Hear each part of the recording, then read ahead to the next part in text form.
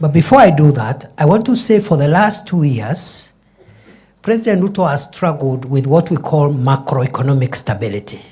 Macroeconomic stability means, for those who are not experts like myself, I'm not also an expert in the economy, but I have learned from the experts.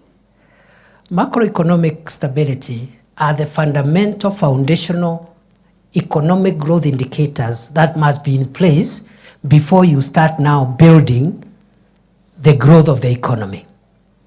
One indicator is the strength of the currency.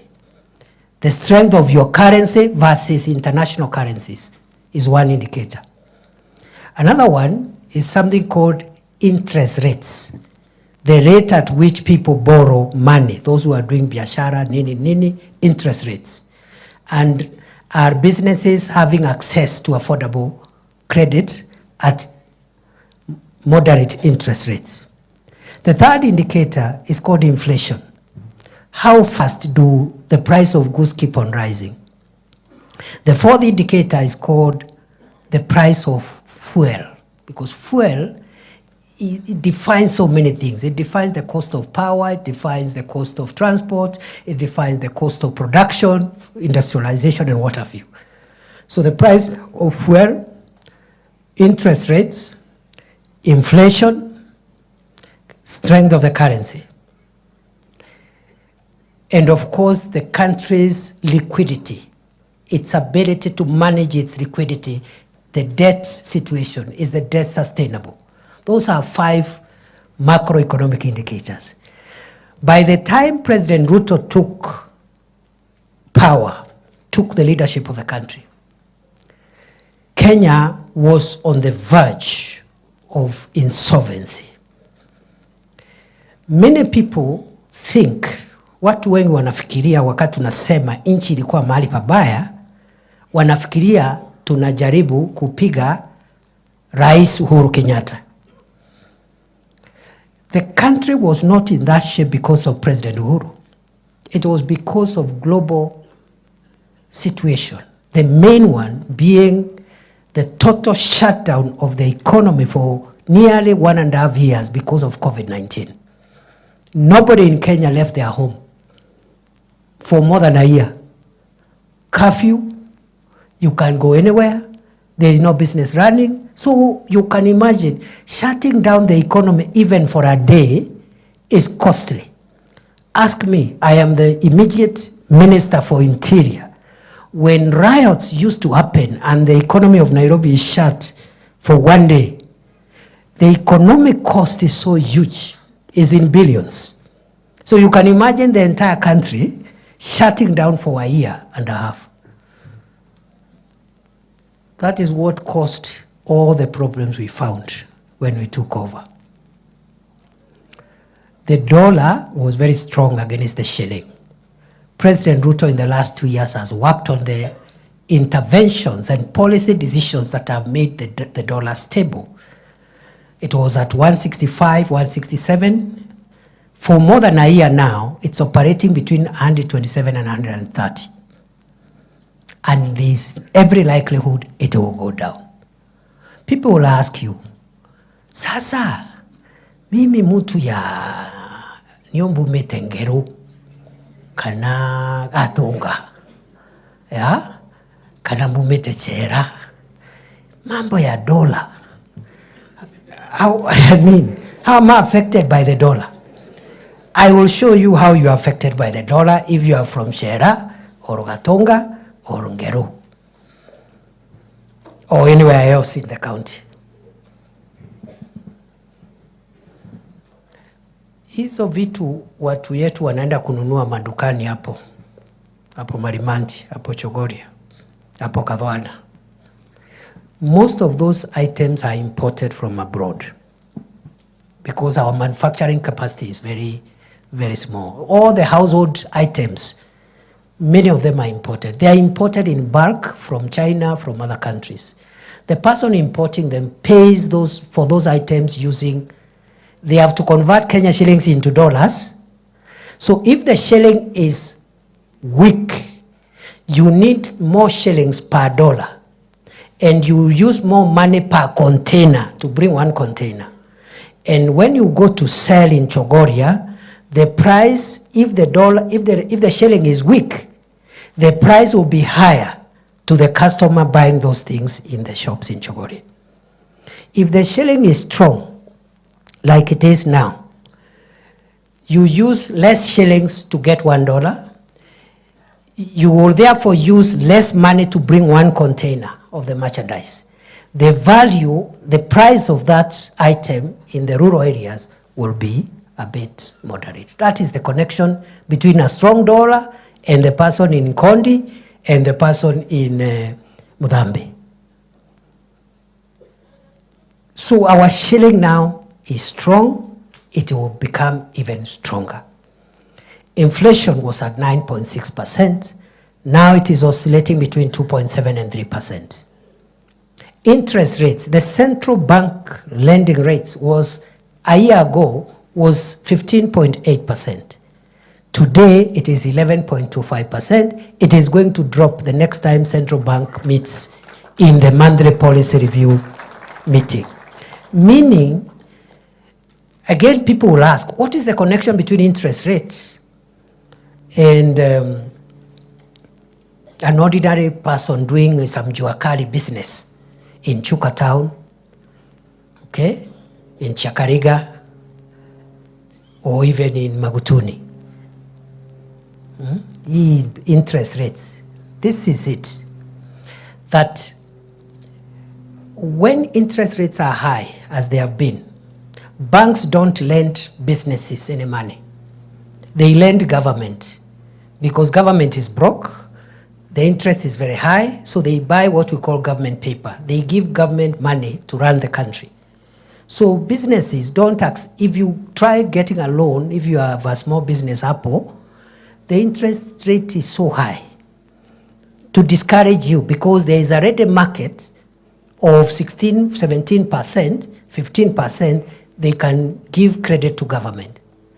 If the government rate, the central bank rating rate, now which is low, banks will be forced to give affordable credit to as many businesses as possible, including small businesses in our rural places. That is what happened in the Kibaki time. That's why many businesses grew in Kibaki time, because banks were literally hawking loans. Bank loans in the working places, forcing people, literally begging people to take loans. But because of high interest rates, banks stopped dealing with poor small businesses, and because they are lending government. So there's a connection. For 2 years, President Ruto has struggled with macroeconomic stability, interest rates, the strength of the shilling, inflation, and also the price of fuel, which was at 217, now it's about 160 something. And it will come down, it will continue coming down. What President Ruto has done in 2 years, it took Kibaki 5 years. Because the first time, Kibaki was so unpopular because he was trying to reverse the Moi economy, the macroeconomic indicators for the Moi economy. Remember, growth, economic growth, by the time Moi was leaving, was negative 0.1%. By the time 2007, end of first term of Kibaki, growth was 7.1%. But you see, people don't eat growth. They don't, so they were asking, yeah, Kibaki, you're telling us GDP and growth and interest rate, but we can't see anything. The same questions the people of Kenya are asking today. But the macroeconomic environment must be built first. There is no economics. You cannot deal with the microeconomic issues unless you tackle interest rates, strength of the currency, da da da da da. It took Kibaki 5 years. It has taken William Ruto 2 years. And in these 2 years, 1 year, he had a very, very, very disruptive opposition from outside. The second year, he had a terrible opposition from inside his government. Yet, he has brought the kind of impact that I have told you at the macro level. Now, what remains now the next 2 years is to work on what is music to our ears. Household incomes, job creation, microeconomic transformation of real sectors where our people derive their livelihood from. The Pesa Mfukoni agenda. The problem is that we said we will do ABCD and bring Pesa Mfukoni in 5 years, because that is the constitutional term. But on day one, you have a dishonest internal opposition inciting the public why a 5-year program should have been done in a year. And we are talking about a country recovering and a world recovering from a terrible post-COVID economy. It's not possible. And you know that lie has sold, because lying is cheap and lying is popular. And lying doesn't require any sophistication. You don't have to be a leader to lie. Anybody can incite the public. True or false?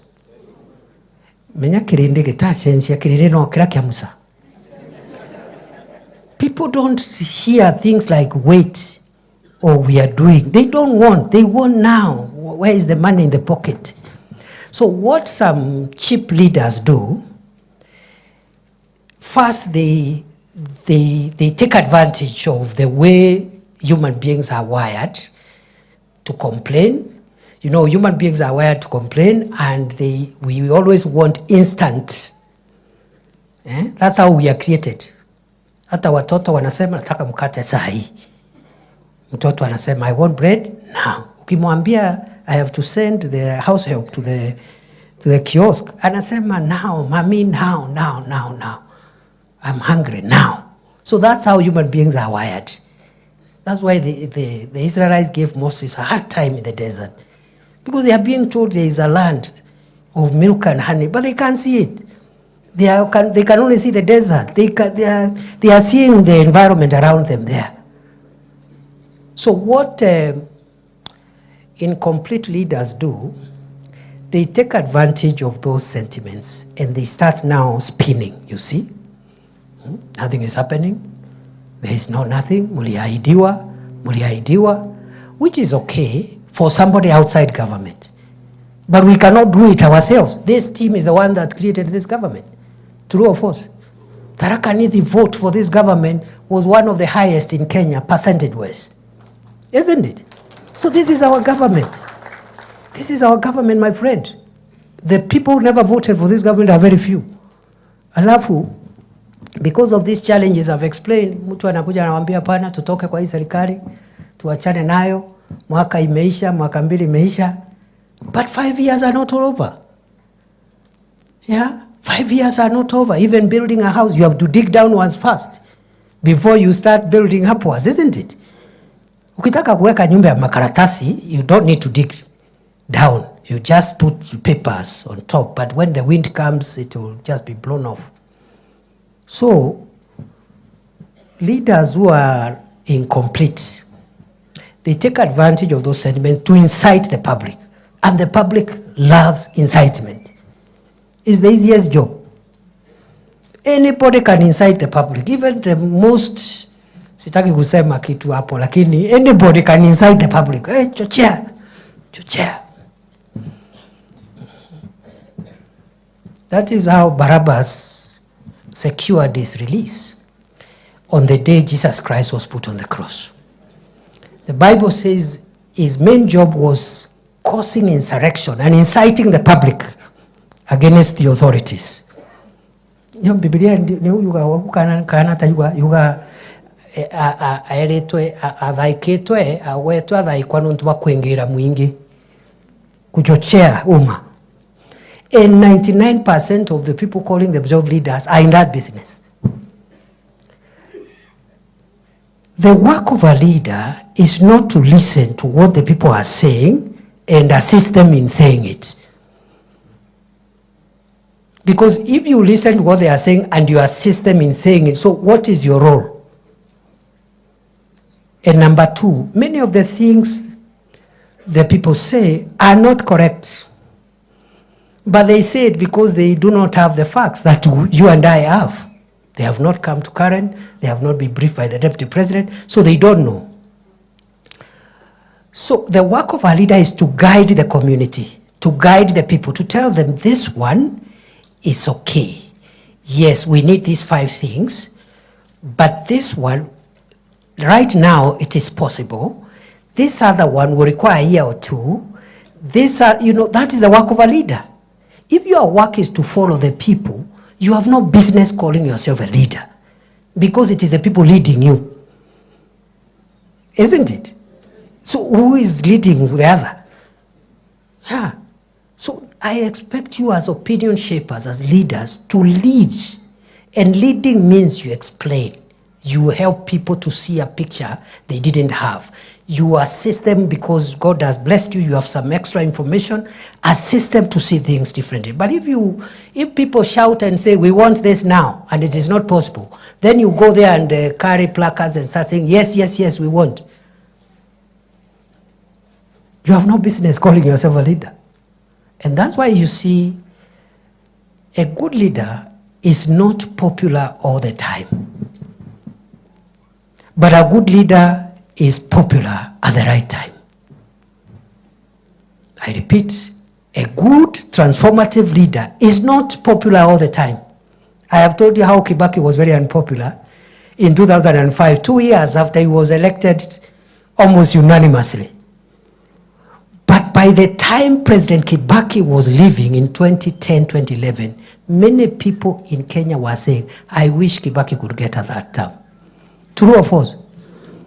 Those of us who use this road to central Kenya, that's when the dual carriageway, Thika superhighway, started being built in 2009, 7 years after Kibaki's election.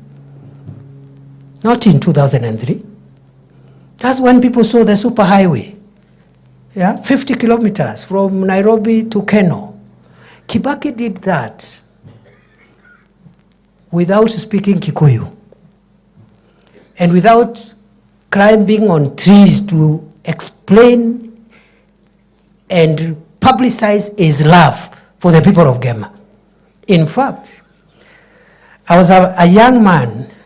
I served briefly in his government.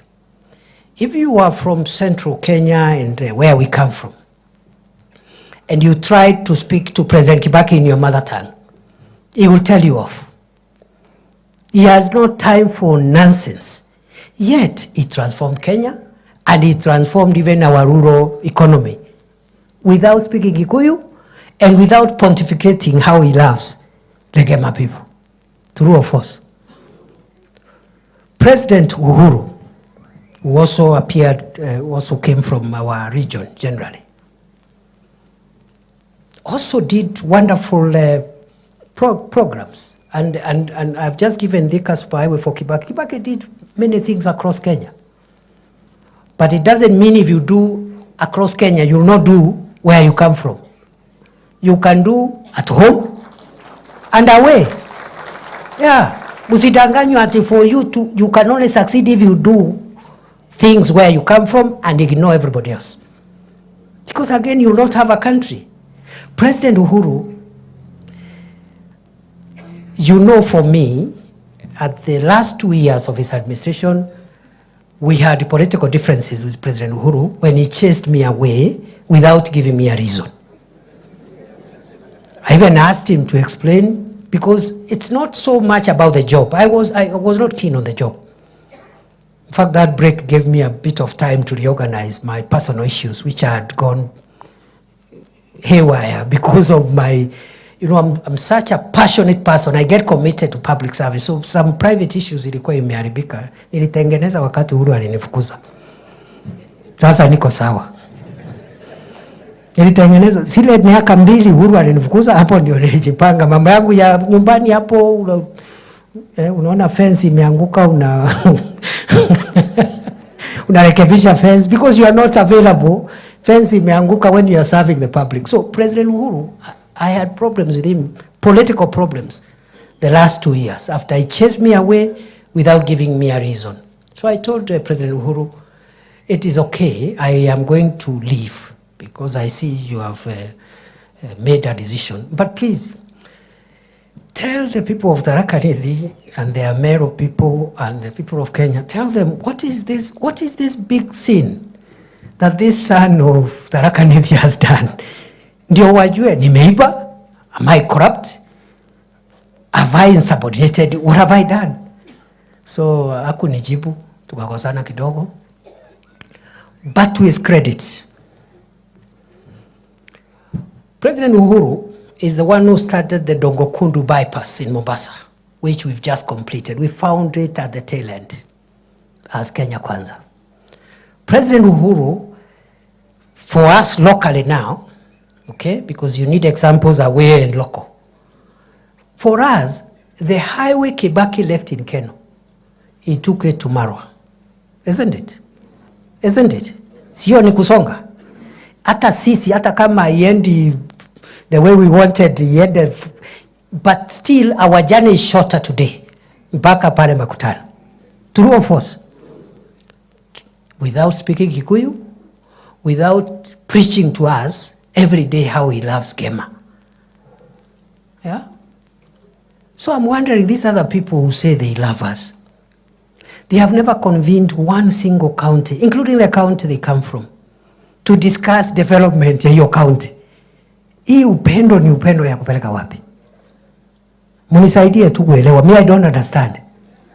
What kind of love? And must you speak about it? Just do it. Just do. There's love. Just do it. We will see it. So today, I have called you to tell you that this administration, having laid the foundation, the economic foundation, that would have even taken longer. Okay? Kwa sababu kama bei ya unga 2 kilos ni 250 na inaongezeka by 10 shillings every week, you have to put money in subsidizing production to have enough maize so that if you have enough maize, you don't import anything, the price of maize flour will come down. That is what President Ruto was doing for the last 2 years. That is what has made unga to come from 250 to 120, around there, 110. Wearing sufurias on the head could not have changed. And the people wearing sufurias on the head, they had their time. Some were vice president. Everybody. Even some of the people I saw the other day, I don't know, saying things, they were also in government. They were ministers of water, ministers, I don't know what. So, mimi nilikuwa